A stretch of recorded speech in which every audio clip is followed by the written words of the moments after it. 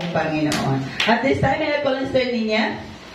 Hallelujah. Tayo po mag-ready sa ating po praise and worship. Praise the Lord. God is good, mga kapatid. Good morning po ulit, mga kapatid. So, ito pong testimony ko is dugtong-dugtong po siya kung mapansin natin. Kasi lagi po akong tumatayo dito and about po sa schooling yung testimony ko.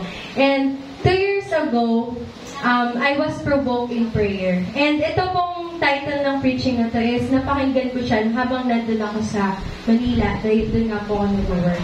Then, yung provoke in prayer, pinakatumatak po siya, mga kapatid. Kasi, tamang-tama yung sinabi nung nag-preach nun na si Hannah, nag-provoke siya into prayer para magkaroon siya ng anak. Diba po, mga kapatid?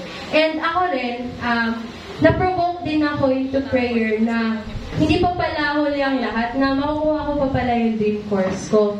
So, dati po is nandun ako sa ibang course and nagkaroon kami ng malaking utang. Then, dun nag-start ako mag-pray na sabi ko, Lord, ayoko dito. Mas gusto ko talaga yung pinapangarap ko. And sabi nga nila, dapat hayaan mo yung will ng Panginoon. Then, hinayaan ko yung will ng Lord na umalis kami doon, lumipat kami dito sa Cavite. Nag-stop po ako. 2 years ako nag-stop, mga kapatid. Then, nag-work ako. Then, nagkaroon kami ng utang doon sa dating school. And, purihin ng Panginoon dahil yung utang na yon lahat bayad na. Nakuha ko na rin po yung TOR ko. Na kahit hindi ko pa siya inaasikaso, mayroong ginamit ang Panginoon upang asikasuhin yung TOR ko sa Bulacan.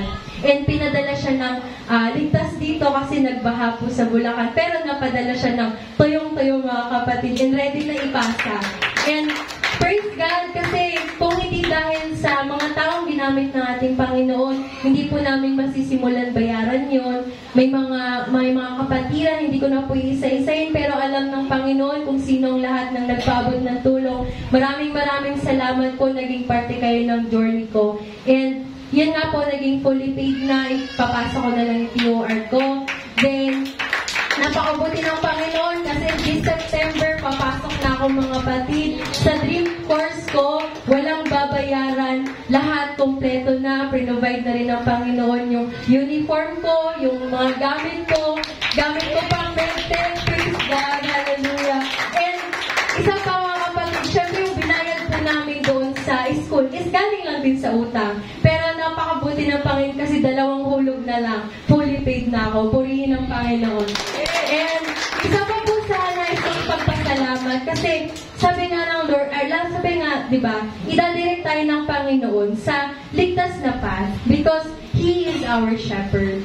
And napakagaling kasi dinala niya ako sa work na walang toxicity, mga kapatid. Kasi dati nag-call center din ako pero sobrang toxic. Hindi ko kinaya. And nakita niyo po, di ba, pumayat ako nun. Pero ngayon, kita niyo naman, hindi ako pumapayat. Tumatawa ako kasi sobrang saya ko doon. Lagi lang ako tumatawa. Then, yung table ko, laging may pagkain. Laging merong piatos. Minsan, cookies. Minsan, pa-Jollibee pa. Galing dun sa account namin. Dahil sobrang saya. Natutuwa ako kasi nilagay ako ng Lord sa healthy na lugar bago ako pumasok. Dahil alam niyang magpapasok na ako sa school. Kaya napakabuti ng Panginoon. Nagpapasalamat ako sa Kanya kasi hindi niya ako pinabayaan. Bagamat man, kukulang tayo minsan. Pero yung protection and kung saan niya tayo nilalagay, talagang yung best na path para sa atin. And lastly, na gusto ko ipagpasalamat dahil nagdaos po ako ng kaarawan last week. Nagpapasalamat ako dahil patuloy akong binigyan ng Panginoon ng panibagong taon. And this year, masasabi ko na napakarami kong answered prayer. And hindi yun magiging answered prayer kung hindi ako nagsimulang manalangin. Kaya patuloy tayong manalangin, mga kapatid. Kung ano yung nagpo-provoke sa atin para manalangin po tayo dahil ang Panginoon kumikilos siya para sa atin.